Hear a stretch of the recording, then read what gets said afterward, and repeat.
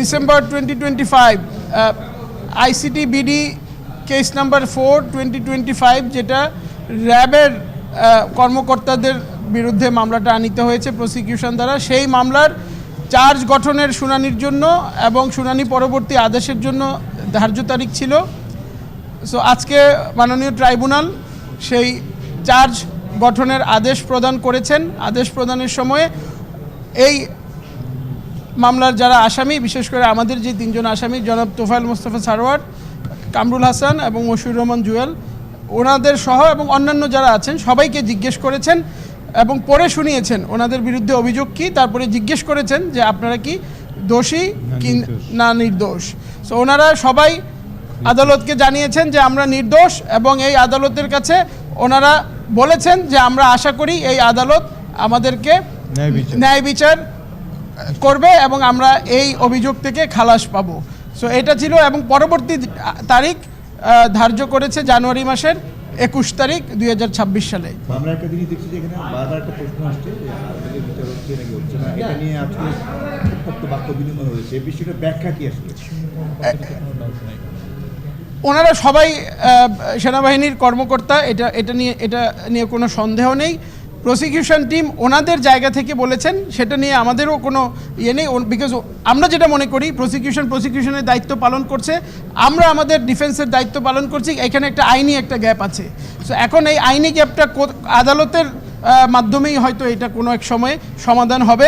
So prosecution যদিও বলে থাকেন যে আর্মি শব্দটা উচ্চারণ হবে কি হবে না, আমরা বলবো যে ওনারা রেগুলার অফিসার অথবা সার্ভিং অফিসার। সো এই বাকবিতণ্ডায় কে ঠিক কে না ঠিক এটাতে আমরা যেতে চাচ্ছি না, এটা আদালতের উপর আমরা ছেড়ে দিচ্ছি।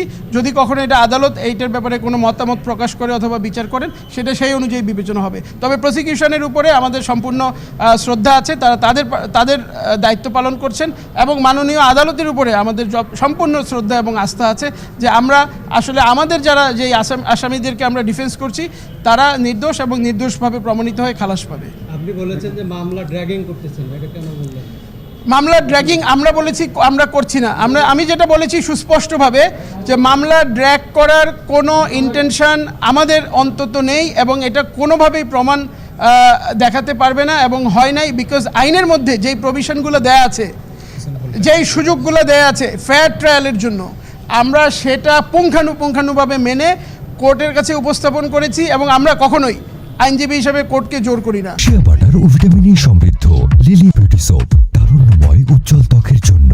রিমার্ক, আমরা আইনে কি আছে সেটা কোর্টকে বোঝাতে চেষ্টা করি, কনভিন্স করতে চেষ্টা করি এবং মাননীয় আদালত সেটা দেখে, আইনের প্রভিশন দেখে এবং ফেয়ার ট্রায়ালটা যাতে নিশ্চিত হয় সেটা মাথায় রেখেই মাননীয় আদালত কিন্তু সবগুলো অর্ডার এই পর্যন্ত দিয়েছেন। ওনাদের কাছে একটা জিনিস কি রিজনেবল একটা জিনিস কোর্টে খুব এটা বিচার মানে মাথায় রাখা হয়, প্রত্যেকটা জিনিস ওনারা রিজনেবলনেসকে মাথায় রেখেই, ফেয়ার ট্রায়ালকে সামনে রেখেই ওনারা করে দিয়েছেন, এই আদেশগুলো দিয়েছেন। সো এই পর্যন্ত আমরাও আবেদনগুলো সেভাবেই প্লেস করি, বিশেষ করে আমাদের যারা ডিফেন্স আছে আমরা কখনো জোর করি না, আমরা কোর্টের উপরে ছেড়ে দেই, কোর্টের বিজ্ঞতার উপরে ছেড়ে দেই, তাদের ওয়াইজ জাজমেন্টের উপরে ছেড়ে দেই এবং আইনের উপরে ছেড়ে দেই। সো সেই কারণে এখানে আমরা কখনো ড্র্যাগ করতেও চাই নাই, করার উদ্দেশ্য ছিল না এবং সেনাবাহিনী যথেষ্ট একটা ডিসিপ্লিন ফোর্স হিসেবে আইনের প্রতি শ্রদ্ধাশীল। ওনারা ওনাদের অফিসারদেরকে এখানে নিজেরা এনে হাজিরা করেছেন এবং ওনারা ট্রায়াল ফেস করছেন। সো সেই দিক থেকে চিন্তা করলেও আপনারা খেয়াল করে দেখবেন যে এখানে আসলে ড্র্যাগিং অথবা অন্যান্য এই জিনিসগুলো আসলে করা হচ্ছে না।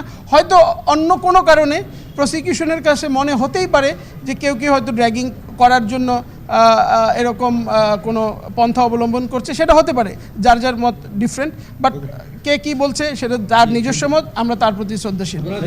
আমরা দেখলাম যে ট্রাইব্যুনালে একজন জজ এবং চিফ প্রসিকিউটরের ভিতরে একটা তর্কতর্কি হলো, এই বিষয়টা একটু দেখেন, ট্রাইব্যুনাল মানে হচ্ছে আদালত, আর চিফ প্রসিকিউটর উনি একটা পার্টি, ডিফেন্স একটা পার্টি। আদালত এবং অন্যান্য যেই দুইটা পার্টি, প্রসিকিউশন টিম অথবা রাষ্ট্রীয় টিম এবং ডিফেন্স টিম, এটা একটা পরিবারের মতো। এখানে আমরা ডেলি আসি, সবাইকে দেখি, আইনের উপরে আপনারাও ওই পরিবারের অংশ, অকাট্য অংশ।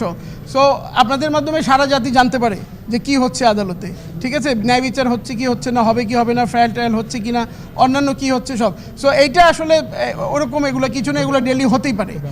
তবে হ্যাঁ, কোর্টের ডেকোরাম মেনটেন, আমরা সবাই কোর্টের অফিসার, প্রসিকিউশনেরও আইনজীবী, আমরাও আইনজীবী, আমরা সবাই কিন্তু কোডিফাইড, মানে আমাদের কোড অফ কন্ডাক্ট আছে, ক্যাননস আছে। বিচার শুরু জি হলো আনুষ্ঠানিক অভিযোগের মাধ্যমে। জি। আপনাদের বিবেচনায় তাদের স্ট্যাটাস কি? তারা কি কর্মরত সেনা কর্মকর্তা বলবো আমরা? আপনারা কর্মরত সেনাকর্তা বলবেন কি বলবেন না, এটা আসলে আইনের একটা ব্যাখ্যা দরকার। সো আমার মনে হয় না ভাইয়া আজকে আমরা মনে হয় এই আইনের ব্যাখ্যা এখন যাওয়া উচিত। ধন্যবাদ।